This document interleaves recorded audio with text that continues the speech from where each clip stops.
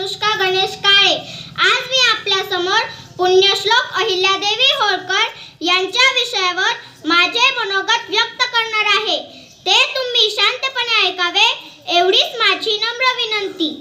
सुभेदार मल्हाररावांनी दिला मला विश्वासाचा झरा, सुभेदार मल्हाररावांनी दिला मला विश्वासाचा झरा, पण त्यात गुंफले मी कर्तव्य आणि पराक्रमाचा धागा, पण त्यात गुंफले मी कर्तव्य आणि पराक्रमाचा धागा।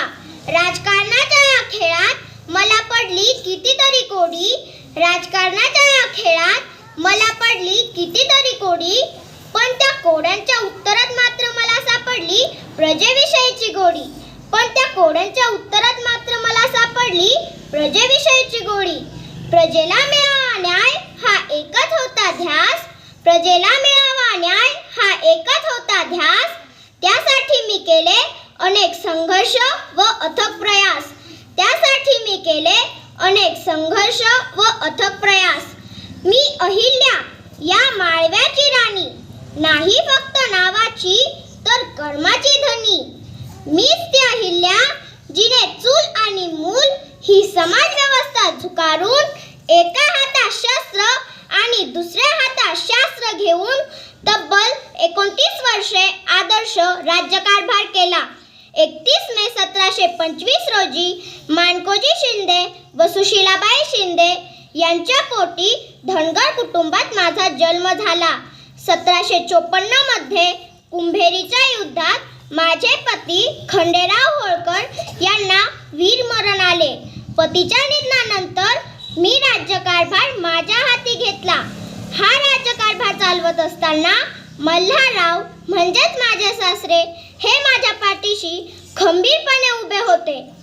हा राज्यकारभार चालवत असताना राघोबा पेशवे 50,000ची फौज घेऊन माझ्या राज्यावर चालून आला होता, परंतु मी दूरदृष्टी ठेवून माझ्या राज्यातील महिलांना तलवार चालवणे व इतर युद्धकला शिकवल्या होत्या।